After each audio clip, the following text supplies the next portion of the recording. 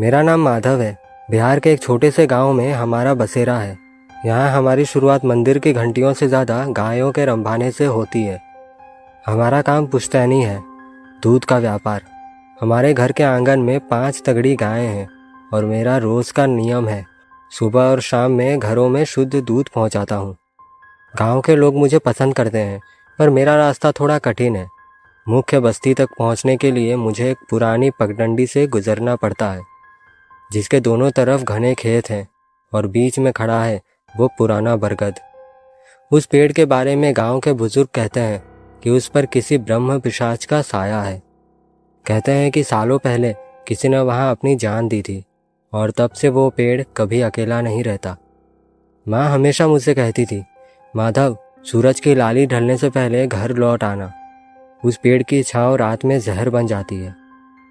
मैं हमेशा माँ की बात मानता था, लेकिन उस दिन किस्मत को कुछ और ही मंजूर था। तारीख थी 14 नवंबर। गांव में एक शादी थी, जिसकी वजह से दूध की मांग ज़्यादा थी। घरों में दूध बांटते बांटते मुझे उम्मीद से ज़्यादा वक्त लग गया। आखिरी घर से जब मैं निकला तो आसमान की लाली पूरी तरह ख़त्म हो चुकी थी। सन्नाटा पसर रहा था और कोहरा खेतों में अपनी चादर बिछा रहा था। मैंने अपनी साइकिल की रफ्तार बढ़ाई। दूध की खाली बाल्टियां साइकिल के हैंडल पर लटकी आपस में टकरा रही थी। टन टन उनमें से आवाज़ आ रही थी। गांव के उस रास्ते पर दूर दूर तक कोई लाइट नहीं थी, बस मेरी साइकिल की पुरानी टॉर्च की मध्यम पीली रोशनी थी, जो मुश्किल से 2 फीट आगे तक पा रही थी। जैसे ही मैं उस बरगद के पेड़ के करीब पहुंचा, मेरा दिल जोर जोर से धड़कने लगा। घड़ी में रात के 9 बज रहे थे। गांव में 9 बजे का मतलब आधी रात जैसा सन्नाटा होता है। जैसे ही मैं बरगद की पहली शाखा के नीचे पहुंचा, अचानक मेरी साइकिल का चेन उतर गया। मैंने झटके से ब्रेक लगाया। सन्नाटा इतना गहरा था कि मुझे अपनी ही सांसों की आवाज़ सुनाई दे रही थी। मैंने टॉर्च की रोशनी चेन पर मारी, पर मेरा ध्यान बार बार ऊपर की तरफ जा रहा था। तभी मुझे महसूस हुआ कि पेड़ के ऊपर से कुछ गिर रहा है। मैंने टॉर्च ऊपर घुमाई। वहाँ कोई फल नहीं था, बल्कि हजारों मरे हुए कौवे जटाओं से लटके हुए थे। उनकी आंखें सफ़ेद थी और उनमें से कुछ लाल लिक्विड टपक रहा था। मेरा गला सूख गया। मैंने कांपते हाथों से चेन बढ़ाने की कोशिश की। तभी मुझे एक हंसी सुनाई दी। वो किसी इंसान की हंसी नहीं थी, बल्कि ऐसा लग रहा था जैसे कोई सूखी लकड़ियों को आपस में रगड़ रहा हो। माधव, इतनी जल्दी कहाँ जा रहे हो?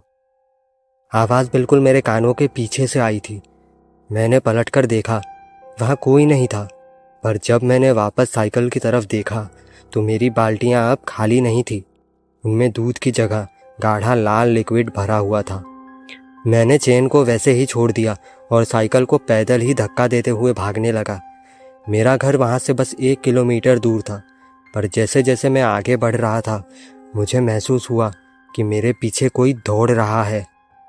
जैसे कोई गीले पैरों से कीचड़ में चल रहा हो, वैसी आवाज़ आ रही थी। छप छप। मैंने हिम्मत जुटाकर पीछे मुड़कर देखा।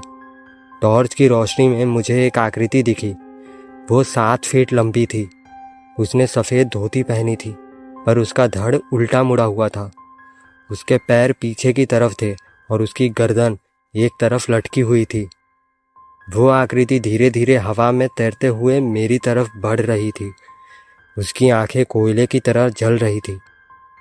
भागो माधव, जितना भाग सकते हो भागो, पर तुम्हारी परछाई तो मेरे पास ही है।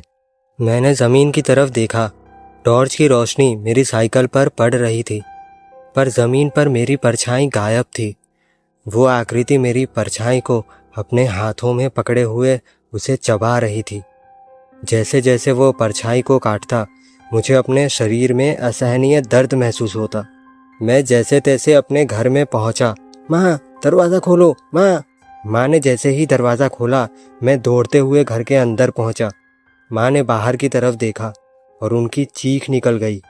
दरवाजे के ठीक बाहर बरगद की एक लंबी जटा दरवाजे के अंदर आने की कोशिश कर रही थी। माँ ने तुरंत दरवाज़ा बंद किया और जंजीर चढ़ा दी।